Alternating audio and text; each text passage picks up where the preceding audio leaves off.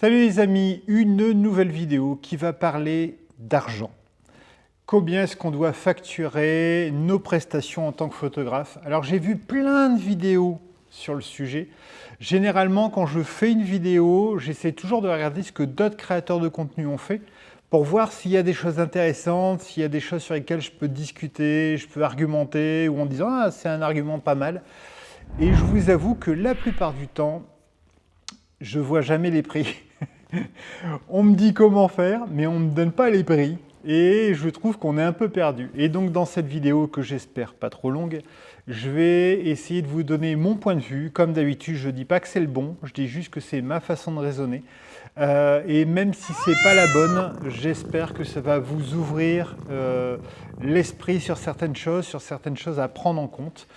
Voilà, c'est parti.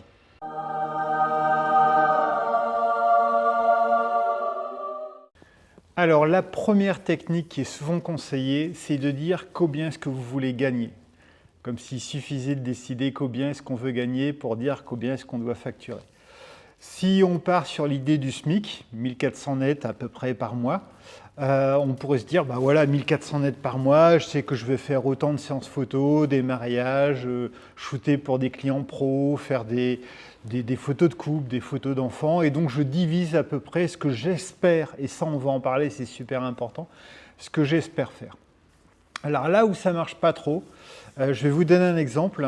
Quand je donnais des cours de photographie en école de communication dans une faculté à Lille, j'ai un étudiant qui est venu me voir en disant « Ah, je suis content, monsieur, j'ai fait mon premier mariage. » Je dis « Ah, d'accord. » Je dis « Et tu as facturé combien ?» Il me dit « J'ai facturé 40 €. Il y en a plein qui vont s'arracher les cheveux. Et j'ai dit « Ouais, pourquoi pas? Pourquoi pas? Vous allez voir dans la vidéo que je vais souvent dire « Pourquoi pas ?» Je dis pourquoi pas, je dis mais ce qui m'intéresse surtout, c'est comment est-ce que tu as réfléchi.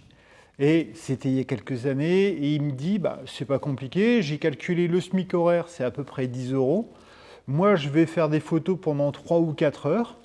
Et donc, je me suis dit, bah voilà, 3 ou 4 heures x 10, bah, je suis payé au SMIC, ça me fait 40 €. Et lui, il trouvait ça hyper logique. Et entre vous et moi, je trouve ça hyper logique.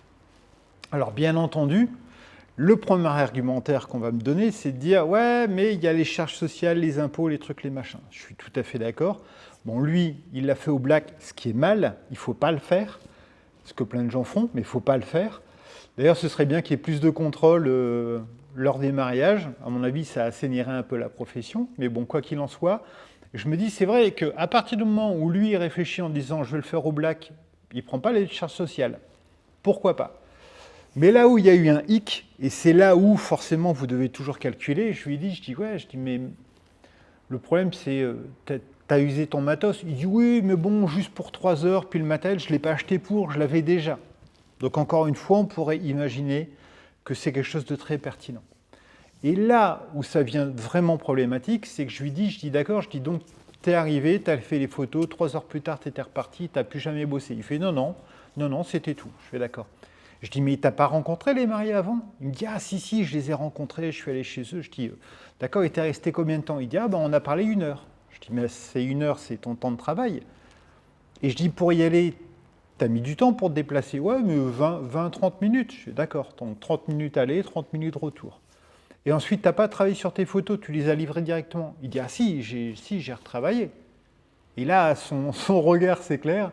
Il dit, ah ouais, c'est vrai que... Et au final, on se rend compte que ça prend du temps. Donc, pour un SMIC horaire, c'est le SMIC horaire que vous pensez avoir dans la poche en ayant travaillé un certain nombre d'heures de prise de vue. Mais bien entendu, vous devez garder à l'esprit de tout ce qui va autour. Donc, on en a parlé, il y a l'imposition, les charges sociales. On parle toujours de l'usure du matériel. Vous achetez un objectif, vous achetez un boîtier. C'est souvent le boîtier qui coûte. Parce que les objectifs, moi j'ai des objectifs que j'ai achetés il y a 15-20 ans qui fonctionnent encore très bien, alors qu'un boîtier, souvent au bout de 3-4 ans, il commence à affaiblir. Mais bon, tout ça, ça compte, mais surtout le temps que vous passez. Et ça, c'est super important. C'est super important parce que le temps que vous passez, souvent, vous ne vous rendez pas compte. Je ferai une vidéo là-dessus. Parce que vous verrez, j'ai un petit instrument, un petit logiciel qui me permet de calculer mon temps et c'est super intéressant pour voir vos taux de rentabilité. Donc voilà, je trouve que calculer le SMIC, c'est bien. mais c'est très délicat par rapport au temps total que vous passez. Et enfin, vous pouvez estimer que vous voulez gagner 1 400 € sur le mois, mais une chose à laquelle personne ne fait référence, c'est vous voulez travailler combien de temps dans le mois? Il y a des gens qui disent « Non, moi je veux gagner 1 400, mais c'est en travaillant 10 heures, 20 heures, 35 heures ». Ou est-ce que vous estimez que travailler 50 heures, j'ai des collègues qui travaillent 50, 60 heures dans le mois. Est-ce que travailler 60 heures dans le mois pour gagner 1 400, ça vous suffit parce que votre base c'est 1 400? Ou est-ce que c'est 1 400 pour 35 heures? Vous voyez, c'est déjà un raisonnement qui est vraiment important à prendre en compte.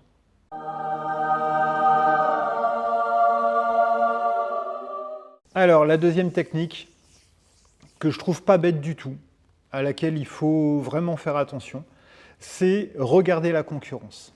Alors, plein de créateurs de contenu vous disent « Non, regardez pas la concurrence, ça ne veut rien dire, ils ont plus d'expérience que vous, ils ont plus des meilleures prestations, ils font des meilleures photos. » Non, moi, je ne suis pas du tout d'accord avec ça.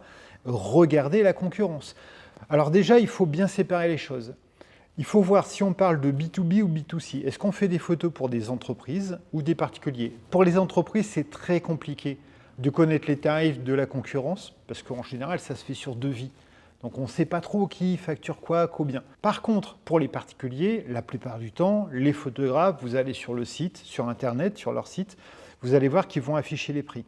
Et je ne trouve pas ça bête, parce que autant en tant que photographe, vous pouvez vous dire « Non, mais c'est complètement stupide, parce que si je propose une séance photo à, j'en sais rien, 150 € et qu'un collègue fait 200 €, c'est pas pour autant que moi je dois demander 200 €. Et je suis d'accord, c'est stupide de dire « Je vais me calquer à ce que font les autres ». En tant que photographe, c'est stupide, mais pas en tant que client. Un client, n'oubliez pas, le client va regarder deux choses. Un, vos photos, et il ne va pas regarder la qualité des photos. C'est pareil, je dois faire une vidéo là-dessus, parce que arrêtez de croire que les gens vous sélectionnent par rapport à la qualité de vos photos. Vous pouvez faire des photos qui sont vraiment pas top, pas qualitatives, techniquement pas réussies. J'en vois plein à longueur de journée. Vous pouvez faire des photos qui suivent un feed, mais toujours le même truc, toujours ce maudit filtre Lightroom qu'on voit partout. Et les clients, ça leur plaît. Donc arrêtez de croire que les gens cherchent de la qualité. Un, on ne cherche pas toujours la qualité, et vous n'avez qu'à voir le nom de fast-food qui fonctionne super bien. Et deux, j'en ferai une vidéo, mettez deux photos, une que la plupart des photographes habitués, compétents, qui ont de l'expérience, vont dire ça c'est une belle photo, elle est travaillée techniquement. Et une photo hyper lambda, ce n'est pas dit qu'un client puisse voir la différence entre les deux. Les clients vous sélectionnent en fonction de deux choses. Un, votre prix, parce que pour eux, c'est important le prix. Et deux, est-ce que ce que vous faites comme type de photo, ça les intéresse? Est-ce que ça les touche? Est-ce qu'ils aiment bien votre style? Ils ne vont pas savoir si c'est un style qui est vu, revu, re-revu. Ils ne vont pas savoir si vous faites des photos techniquement bien exposées, si les poses sont de la bonne teinte ou si vous êtes toujours un peu trop bleu, un peu trop magenta, si votre ciel est cramé, si vous avez respecté la règle des 2/3, les gens ne regardent pas ça. Et encore une fois, je vous ferai une vidéo là-dessus parce que c'est symptomatique. L'erreur chez les photographes, c'est de croire que la qualité d'une photo vous donne la possibilité de travailler. D'ailleurs, moi, je connais plein de photographes qui sont mauvais. C'est vraiment des mauvais photographes parmi des collègues, mais c'est des très bons commerciaux. Et ils ont affaire à des clients qui ont, je ne vais pas dire un gros mot, quelque chose dans les yeux qui les empêche de voir la qualité. Mais ça leur suffit. Ils trouvent que la prestation est bonne. Donc, allez chercher les tarifs des confrères, parce que c'est ce que vos clients vont faire.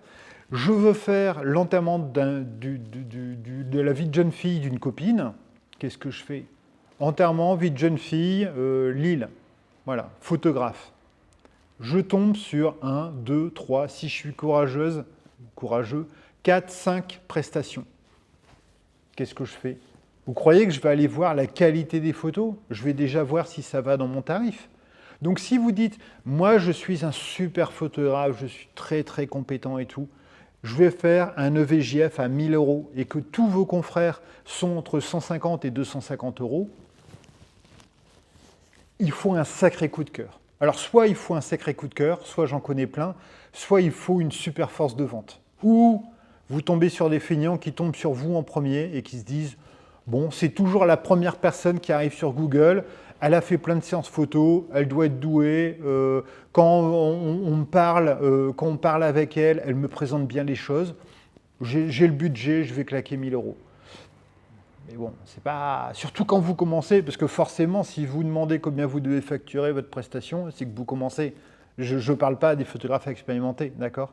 Donc, regardez ce que font vos confrères, et voyez comment vous vous basez. Par contre, ce que je vous conseille, c'est de travailler votre relation client. Ça, c'est important parce que ça peut faire la différence. Et surtout, proposer plusieurs offres. Je vous ai dit que je vous donnerai des prix.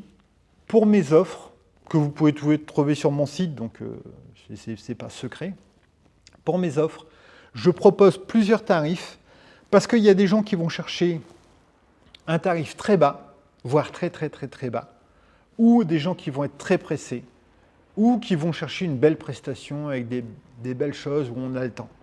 Et donc, il faut proposer plusieurs offres. Moi, je vous invite vraiment à proposer au moins 3 offres. Vous allez avoir votre offre de base, pour quelqu'un qui cherche un prix, il ne cherche pas un photographe. D'ailleurs, la plupart du temps, quand on vous appelle, on dit « Oui, bonjour, je veux faire des photos, c'est combien ?» D'accord? Je vais voir un concessionnaire, je dis « Ouais, je veux une voiture, c'est combien ?» Ça ne veut rien dire. C'est quoi votre besoin? Vous voulez quoi? Mais les gens, ils cherchent un prix avant tout. Donc, une offre bas de gamme, et ensuite, avec une prestation lambda, faible, qui parfois d'ailleurs, on pourrait y revenir, vous ramène énormément d'argent. Mais bon, les gens partent sur une bas de gamme. Le milieu de gamme est le plus luxueux. Et en général, pour ces prestations, en tout cas pour moi, on va dire qu'à la minute, parce qu'il faut synthétiser, à la minute, je suis entre 2 et 3 € la minute. Donc forcément, si vous voulez une prestation de 45 minutes vite fait, avec peu de photos, vous allez payer cher à la minute. Par contre, si vous voulez une prestation où on va avoir le temps, on va faire des changements de tenue, vous voulez beaucoup de photos, là forcément, vous allez plus vous rapprocher d'une prestation de 1h30 ou 2 heures à 2 €. D'accord? Parce que voilà, vous allez avoir le temps, vous allez faire plein de choses. Donc, c'est des choses qu'il va falloir vraiment réfléchir. Et n'oubliez pas, quand je dis que je fais une prestation de 45 minutes, est-ce que derrière, vous passez 3 heures à traiter vos photos ou est-ce que, comme moi, vous passez 5 à 10 minutes à traiter toutes les photos d'un enterrement de vie de jeune fille?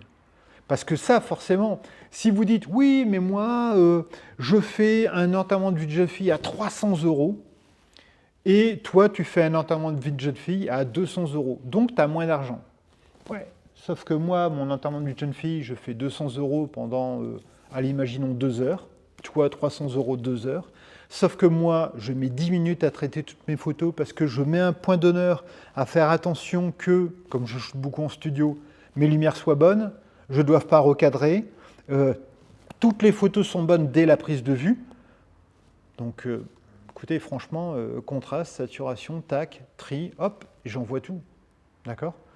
Vous, l'exemple de la personne à 300 €, peut-être qu'elle va mettre du temps, peut-être qu'elle fait des photos en extérieur, peut-être qu'elle dit « Ah, on va aller à la plage, ça va être super, 300 €. » Mais 45 minutes, 1 heure aller, 45 minutes, 1 heure retour, nuages, changement de luminosité, un gars qui passe dans le champ, la mer qui n'est pas droite. Ouais, c'est super, tu as facturé 300 €, mais tu as passé 5 heures au total. Qui est gagnant dans l'histoire? D'accord? Donc voilà, une chose à laquelle il faut faire très attention, c'est ça. C'est quand vous facturez, regardez vos concurrents et voyez à peu près l'offre. Et demandez-vous si vous devez faire une offre qui est plutôt basse ou haute.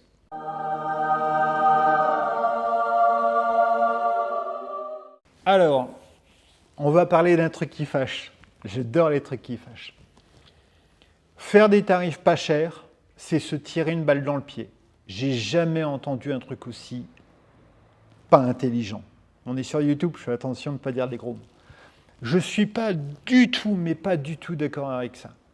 Alors, il y a plein de choses. Déjà, il y a la notion de tarif vache à lait. Le tarif vache à lait, contrairement au tarif de luxe, le luxe, c'est je fais peu de produits, mais ils vont être très très chers. J'en vends peu, mais c'est très cher.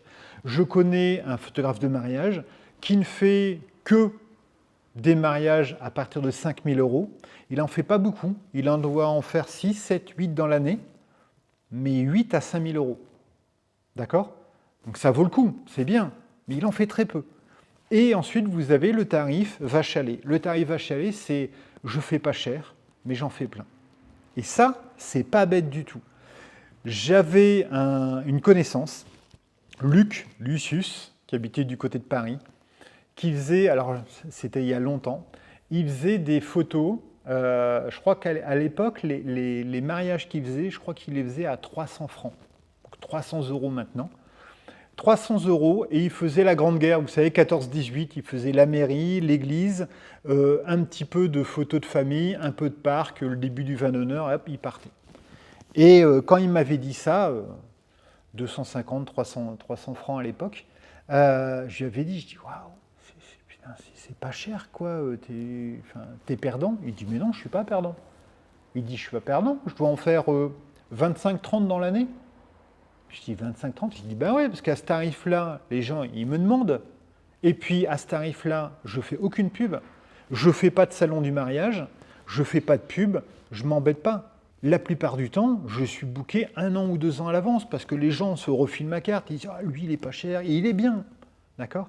Et le summum, c'est que, et là vous allez vous arracher les cheveux en tant que photographe, en tant que commercial, je trouve pas ça bête, c'était à l'époque où on avait encore des CD. Et il disait, moi c'est pas compliqué, hein. Je fais toutes mes photos, une fois que j'ai fini, je rentre dans ma voiture, j'exporte toutes mes photos en RAW, je les grave sur le CD en JPEG, donc j'exporte, je les mets sur JPEG, je vais voir les mariés, je leur file le CD et je fais ciao, bonsoir. Voilà. Il y a plein de mariés qui sont très intéressés d'avoir toutes les photos, de devoir eux faire le tri parce qu'ils ont envie de faire le tri, de vouloir eux faire l'album parce qu'ils veulent faire l'album, et ils veulent tout avoir et pas s'embêter. Et je dis, ouais, mais c'est quand même dommage, tu pourrais retravailler les photos. Il dit, moi, si ça leur va. Il dit, puis surtout, l'avantage, c'est que j'ai pas de post-prod. J'ai rien à faire.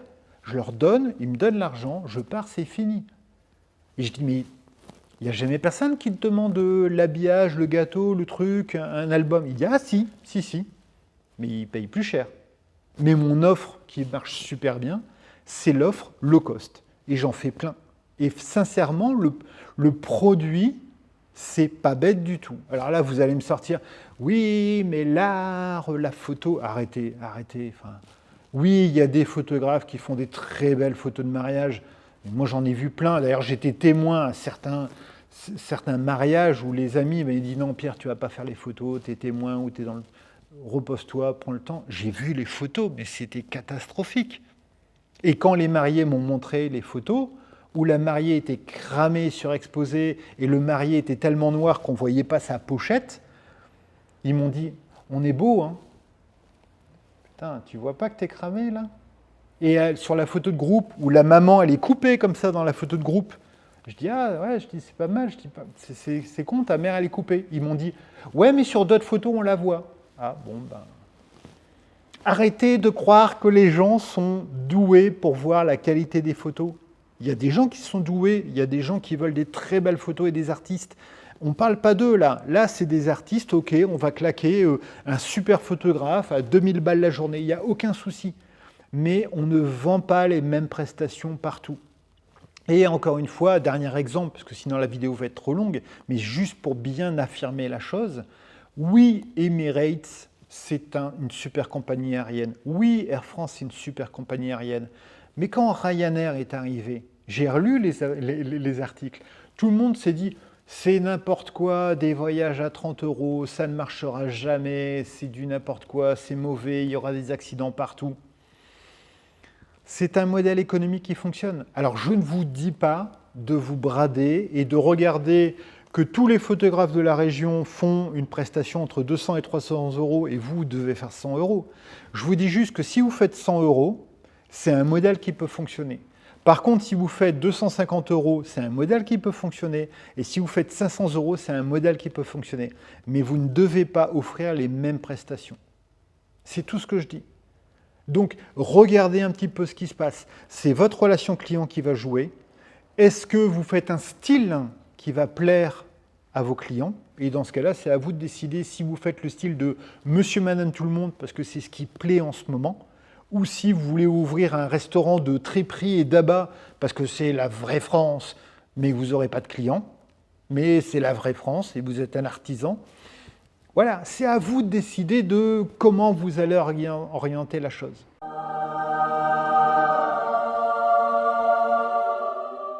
Alors, je vous ai dit que je vous donnerais les prix, donc je vous ai donné, allez voir sur mon site, hein, vous verrez mes prix pour les particuliers, donc le B2C. Pour le B2B, généralement, ce que je vois passer, c'est des prestations à la journée entre 800 et 1200 €.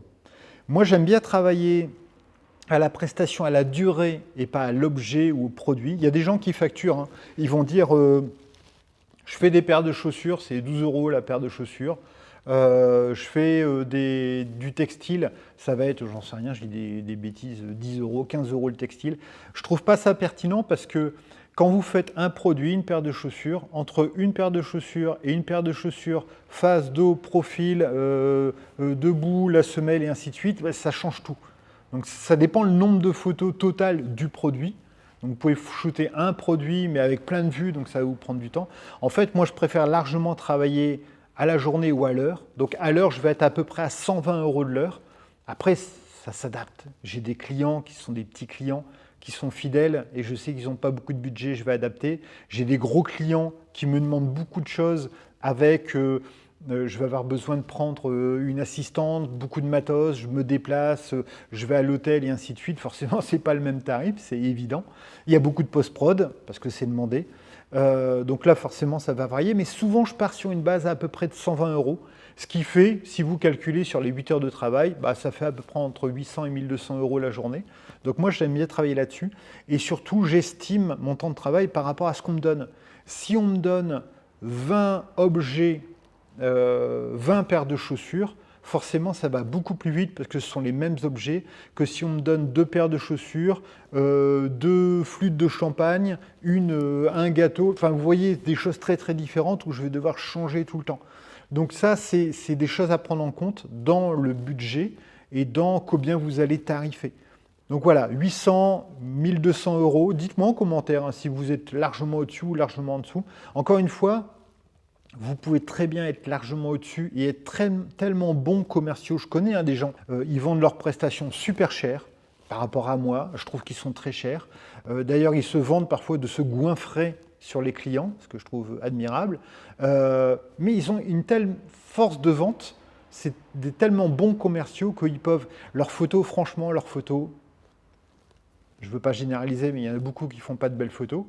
Mais ça plaît aux clients. Et si ça plaît aux clients, vous êtes qui pour dire non, c'est pas une belle photo, il ne devrait pas faire ça.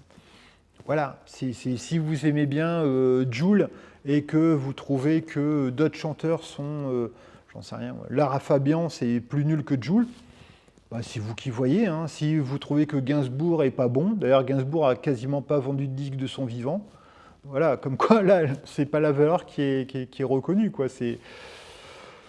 Arrêtez de croire que c'est la qualité des photos, la force de vente est super importante, le type de client que vous avez démarché est super important, c'est ça que vous devez avoir en tête.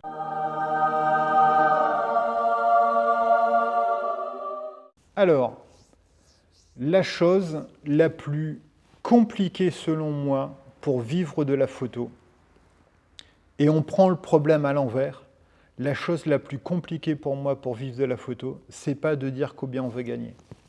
C'est pas du tout ça. Parce que combien vous voulez gagner, c'est bien beau. Hein.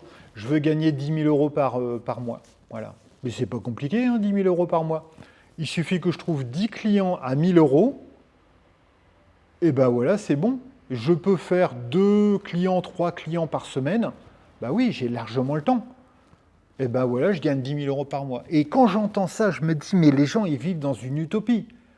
Vous ne pouvez pas dire ça. Vous ne pouvez pas dire, bah, il suffit d'avoir, j'ai encore vu une vidéo comme ça, il suffit d'avoir 8 clients à 250 € par mois pour pouvoir avoir le SMIC en dehors du fait de, vous savez, les charges, l'usure du matériel, la location d'un studio, les déplacements, tout ça.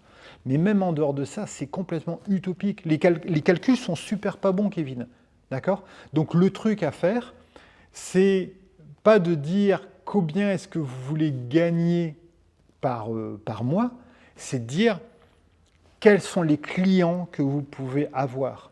Est-ce que vous devez vous orienter vers du mariage, parce que vous sentez que dans votre région, ça peut être hyper intéressant, parce qu'il y a peu de photographes de mariage, ou qu'il y a beaucoup de demandes, parce que vous pouvez être dans une région où il y a plein de photographes de mariage, s'il y a plus de demandes, vous allez trouver. Est-ce que vous préférez vous orienter vers un produit de luxe et avoir une catégorie de luxe et fournir une prestation de luxe, c'est-à-dire qu'à la fois une prestation où vous allez être très bon, mais aussi où vous dites, moi je vais remettre mes photos non pas sur un album photo, mais sur un iPad et j'offre l'iPad avec. Je connais quelqu'un qui fait ça. Moi je travaille avec un Leica parce que les gens ils vont dire, ouais, il travaille avec un Leica. Hein. Je pourrais travailler avec un Kodak jetable, les gens ils ne verraient pas la différence, mais bon, ils sont contents, c'est un Leica. Est-ce que vous voulez vous orienter là-dessus? Est-ce que c'est ça les questions à poser? Est-ce que j'ai envie de faire du bas de gamme, de ne pas me prendre la tête, de proposer une tarification pas chère, pas retravaillée, où je livre les RAW? Il ne faut pas livrer les RAW. Je livre les RAW et les gens font ce qu'ils veulent avec. Est-ce que c'est quelque chose qui est intéressant? Ou est-ce que vous voulez être un artiste et pas vivre de la photo, ou réussir à trouver des clients très fortunés? C'est ça la question à vous poser. Dans quelle discipline? Est-ce que vous préférez travailler en e-commerce avec des pros? Est-ce que vous préférez travailler en corporate avec des pros? Est-ce que vous préférez faire que de la grossesse et vous spécialiser là-dedans? Ou est-ce que vous préférez être multitâche? Faire plein de trucs. Quitte à ce que les gens, parce qu'on est très français, pensent que comme vous faites plein de choses, vous ne faites rien de bien. D'accord? Comment vous voulez orienter? C'est ça la bonne question. Ce n'est pas quel est le prix, la bonne question. C'est comment vous voulez vous orienter et comment avoir des clients. Comment prendre des clients. Voilà. Je vais juste terminer là-dessus. Dites-moi en commentaire si vous êtes d'accord ou pas d'accord avec moi, mais je pense vraiment que le fond du problème, c'est comment vous vous positionnez, quels sont les secteurs dans lesquels vous voulez vous positionner. Est-ce que vous acceptez de travailler 50 heures par semaine, faire des déplacements, ou est-ce que vous voulez juste travailler 20 heures par semaine? Et à partir de tout ça, vous pouvez aller estimer le prix que vous donneriez, parce que la plupart du temps, les clients qui s'attendent à avoir une prestation photo de qualité pour un mariage vont dépenser au moins 2000 €, mais les personnes qui veulent juste l'église, la mairie et quelques photos du parc, ils s'attendent à payer 250-300 €. Est-ce que c'est un modèle intéressant? Sachant que je peux faire un mariage le vendredi, mariage musulman, est-ce que je peux faire un mariage le samedi? Est-ce que je peux faire un mariage le samedi après-midi, samedi matin, samedi après-midi? J'ai pas beaucoup de retouches. D'accord? Ça peut être un modèle économique intéressant. Donc voilà, j'espère avoir brisé quelques tabous, ouvert quelques pistes. Je vous attends en commentaire. Dites-moi que je suis machiavélique, très méchant, que je dénigre la photo et que je ne sais pas du tout comment vendre un produit d'exception qui est la photographie. À très vite.